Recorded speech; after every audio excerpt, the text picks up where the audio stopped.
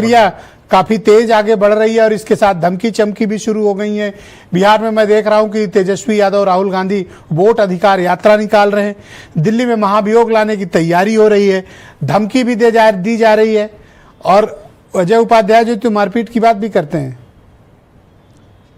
देखिए, इन सब के बीच ये बात तो साफ हो गई है कि विपक्ष ने इस मामले में एक माहौल बना दिया है और बिहार में इलेक्शन के ऐलान से पहले उसने चुनाव आयोग को मुद्दा बनाकर और बीजेपी को, दोनों को घेरने की कोशिश की है। बिहार चुनाव में ये बात तब तक साफ होती जा रही कि विपक्ष वहाँ मजबूत हो रहा है और वो ये संदेश देने में कामयाब है कि चुनाव आयोग गड़बड़ी करता है और बीजेपी उसका साथ देती है।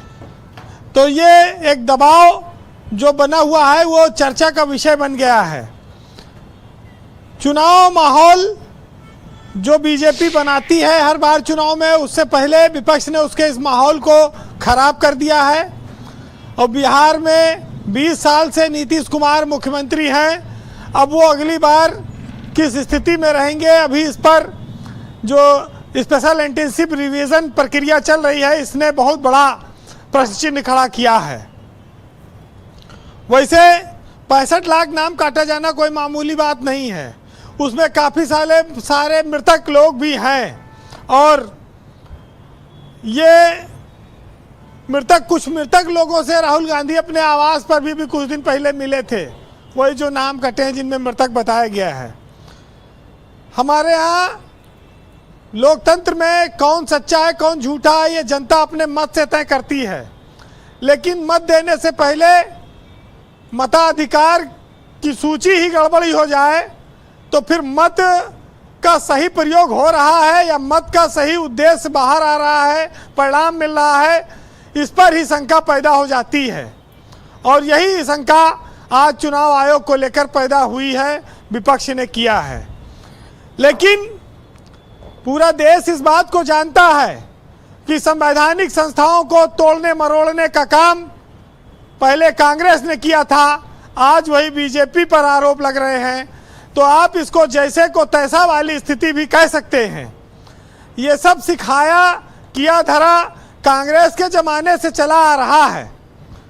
राजनीतिक लोगों को कांग्रेस ने आयोगों से हटने के बाद तमाम जगहों पर मौके दिए और बीजेपी भी उसी रास्ते पर है, इसमें कोई नई बात नहीं है। लेकिन चुनाव आयोग एक तरह से विपक्ष के लिए संजीवनी बूटी साबित हुआ है, ये भी है। और बिहार में विपक्ष सीटों के बंटवारे में नहीं उलझा, वो एकजुटता दिखाने में कामयाब रहा। अब बीजेपी की बारी है कि वो चुनाव से पहले किस तरह से इस मामले से निपटेगी। लेकिन सरकार के पास सीमित जगहें हैं कि वो चुनाव आयोग के कंधे पर रख के बंदूक नहीं दाग सकती है, खुलेआम नहीं दाग सकती है, इधर उधर से फायर कवर दे सकती है। लेकिन इससे विपक्ष चुनाव आयोग पर उसका अटैक जो है वो सीधा चल रहा है और उसमें अप्रत्यक्ष रूप से वो बीजेपी को घेरती है। तो ये सारी चीज़ें सामने आ रही हैं धीरे धीरे और जनता में इस बात को लेकर काफ़ी चर्चा है। तो चुनाव आयोग कहीं बिहार चुनाव में एक बलि के बकरे की तरह न इस्तेमाल हो जाए, ये भी एक बड़ा शंका है, एक माहौल बन रहा है। फिलहाल हम ये देखते हैं कि जिस समाज में सत्य को कई बार मौन रहना पड़ता हो, क्योंकि सत्य बात जानता है कि भले उसकी बात कोई आज ना माने लेकिन वक्त उसका जवाब देगा। राहुल गांधी सही है या चुनाव आयोग सही है, इसका जवाब वक्त पर आएगा, आज नहीं तो कल आएगा। लेकिन